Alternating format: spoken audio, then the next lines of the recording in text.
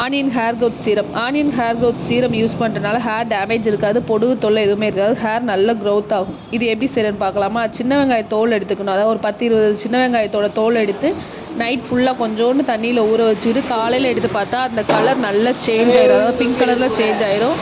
அதில் கொஞ்சோண்டு rose water mix பண்ணால் ஹேர் அந்த ஸ்மெல் இருக்காது, கொஞ்சம் நல்ல ஷைனிங்காகவும் இருக்கும், ஸ்மெல்லும் சேஞ்ச் ஆகும்.